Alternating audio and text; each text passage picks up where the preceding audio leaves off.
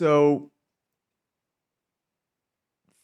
I'm really enjoying throwing shade on Jake Sully right now, especially like his Avatar 1 version, which I think has so many problems with it that it just can't be redeemed. Basically, it's like to you basically just have to ignore that version of Jake even existed, essentially, and just delete him from your files to take the new version seriously.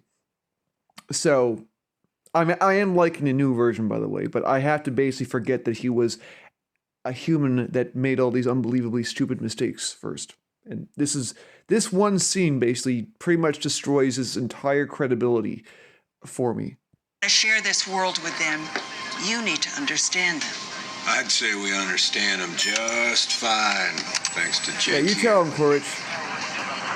Hey, Doc, come take a look. They're not gonna give up their home.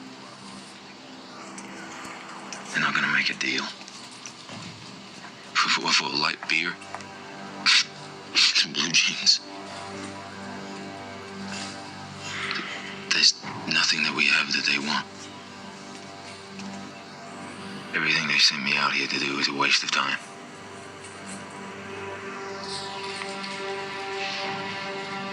They're never gonna leave Home Tree. So, since a deal can't be made, I guess things get real simple. Jake, thanks. Now, I don't think I should have to explain why that scene is unbelievable, makes Jake unbelievably stupid and short-sighted. He knew that they were looking for an excuse to move on Home Tree. Like, essentially, yes, the Na'vi aren't going to move. And not only did he give them exactly what they wanted without them even having to try, but on top of that, he like when he says, what are we going to give them? Light beer, blue jeans. That massively oversimplifies what humans could provide the Na'vi in exchange for a true cooperation. We've got all sorts of cool toys, and medicines and just all sorts of stuff that over time would massively,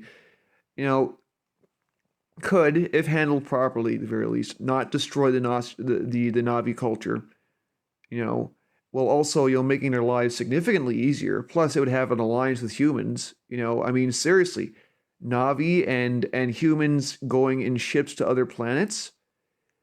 I mean, the possibilities of that kind of alliance are pretty much endless. And Jake basically takes all that and says, "No, Bud Light and blue jeans." I mean, I think when people are saying he's a stupid idiot, they should really be thinking about that specific moment there.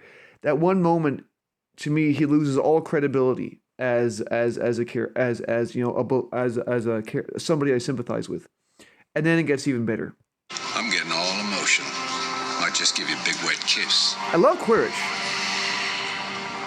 He knows exactly what he is. He's a soldier's soldier. He cares about his men. I'll do it with minimal casualties to the indigenous. I'll drive them out with gas first. See, I can respect Quaritch because one, on multiple occasions, he puts himself directly in harm's way to protect his men, and that includes Jake, I might add. He gives Jake the respect he deserves as a fellow soldier, where the Avatar's scientists don't. At least to start off with, until he basically becomes one of them, and then to top it all off, Quaritch has a job. He's here for that specific job. His job is one, to protect RDA holdings, two, to keep his men alive, and literally Jake's first scene with him is literally that safety briefing where he's like, it is my job to keep you alive, and I will not succeed, not with all of you. He's brutally honest with them. It's like, this place is about as dangerous as it gets. You can't even breathe the air around here for very long, without it killing you. And that's, so, like, he's being brutally honest because he knows that these are soldiers and they can take that. That the people that have come all the way to Pandora are not, lighthearted idiots. They're all mature people who have made a decision to go literally to sacrifice, like, essentially 18 years of their life, most of which is literally on the trip to and from the planet, I might add, the moon, I might add. So these people have all made a conscious decision to go a very, very long way into a hostile environment where everything, including the atmosphere, wants to kill them.